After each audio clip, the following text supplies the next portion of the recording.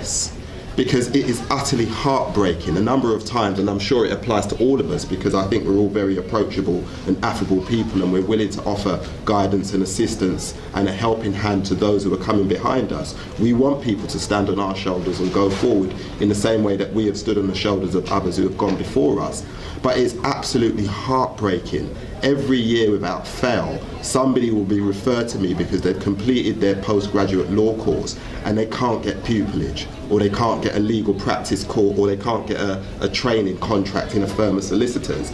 And I say, well, can I have a look at your CV, or can I have a look at your application? And there's no doubt that we are as able as some of the best people within our profession. I see fantastic applications with A stars at A level and sometimes first class degrees. So I've no doubt at all that when it comes to intellectual and academic ability, we have it and we can compete with the best. Sometimes where we are lacking, however, and the message really needs to get through, that you need to have the experience that matches your academic qualifications. No good simply having A stars at A level, no good at having a first class degree, even if you have been to one of the Russell Group of universities, even with a first class degree from Oxbridge. In my chambers, I've sat on a recruitment committee now for somewhere in the region of about 8 years, and I deliberately placed myself in a recruitment committee so I could try and advantage people who perhaps came from less traditional backgrounds. And we get somewhere in the region of about 500 to 600 applications every year. We used to offer 5 pupillages, we now offer 2. And that's in part because of the impact of legal aid and the impact that that's had on areas of publicly funded law. And time and again, you'll see very brilliant and able academic applicants, but who don't have any experience. At best, they may say they've done some work experience at a law firm over the summer for a period of three or so weeks, or perhaps they've done some mini pupillages, or perhaps they've been in a firm such as Michael's and spent a couple of weeks. Fantastic, and although that does show some commitment to the career that you want, I'm afraid to say it's really not enough. With the type of ratios that we're speaking about in terms of applicants, if you are passionate about your particular area of practice, and I don't know what it may be out there, you must find experience alongside your academic career path to ensure that when you come for interview or when you're making an application, your application stands out. Because simply saying, well, you know, I wanted to be a lawyer since the age of 10, and I've seen all the I don't even know what the legal dramas are now. Is it Sir John Deeb, Judge John Deeb, or whatever it may be? Whatever the current legal Rumpole or LA Law back in my day. They used to look good. You don't watch telly. No, that's come off now. So I don't know what the current legal drama is, but there is always one, because law is seen to be an attractive profession, and to some extent it is. It's a wonderful profession, as Michael had said earlier on, but it really isn't good enough to simply say this is something that I've always wanted to do. I've been passionate about it from a young age. I've done some work experience in a firm. Of course, I'm not suggesting that you don't do that work experience, but I say you do that and you do more. And my advice generally now to undergraduates, postgraduates, those seeking legal training, is that as much as you focus on getting a good degree or a good postgraduate course mark, focus also on getting good experience, because you're far more attractive to an employer, somebody like Michael's firm, for example, or a Chambers at the Bar, when you come through the door, to some extent already knowing the legal environment and having some idea about what it takes to actually work in practice, because your LLB doesn't really give you the pragmatism that you need to go out there and practice. Your LPC and your postgraduate bar course begins to give you those skills, but even they are insufficient. So I would say, yes, concentrate on ensuring that you get good academic results, but also please ensure equally that you ensure that you get good experience so you stand out.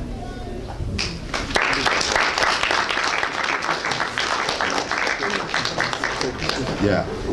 Being the last speaker, I should propose that there may be some questions and answers. I'm not quite sure of the audience that we have here. Can we just see if we've got undergraduates? Is it postgraduates, or is it people seeking training? Undergraduates? Postgraduates?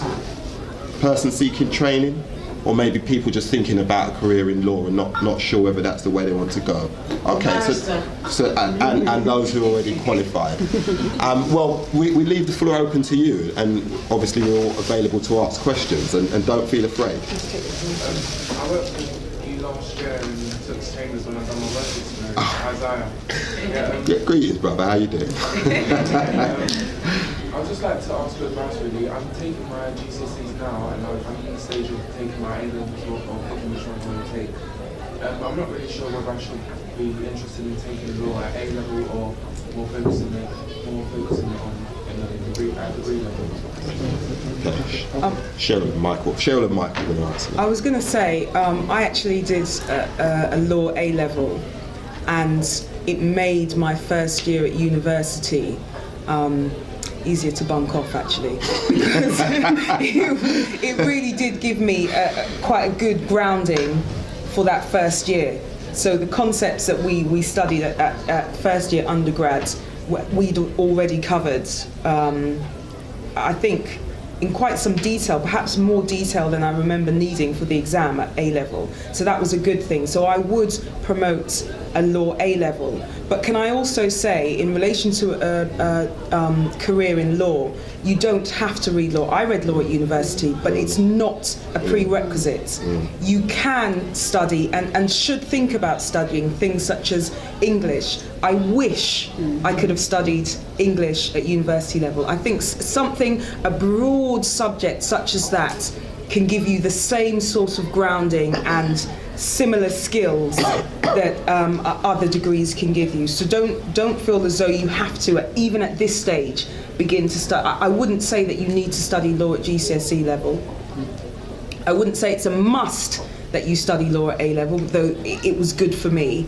And even at undergraduate level, just think about, if you think about perhaps the area of law that you want to go into, you may find that other degrees may be equally as useful. Although I should add, when you've done your postgraduate, or before you do your postgraduate, you will need to do a conversion course. So that's something, that's something to bear in mind.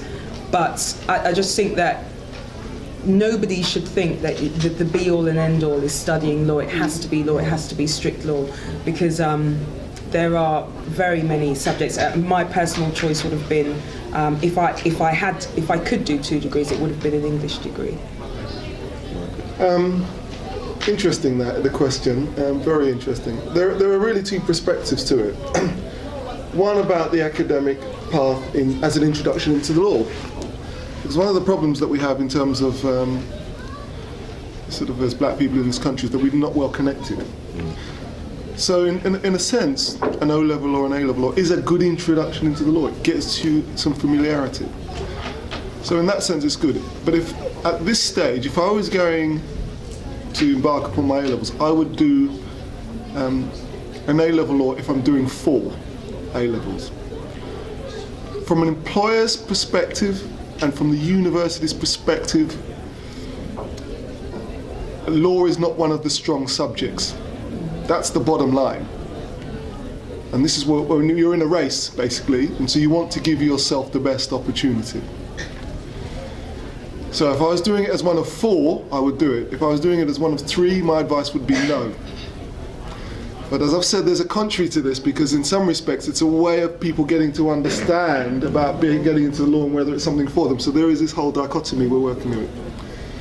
I mean, I actually think as a GCSE, it works very well, because it gives you a very clear introduction very early on, and it's not something you necessarily have to follow on. If you do, you follow it with 4. But with 3, I wouldn't be so sure. Because the universities, whatever they say, they will grade particular courses.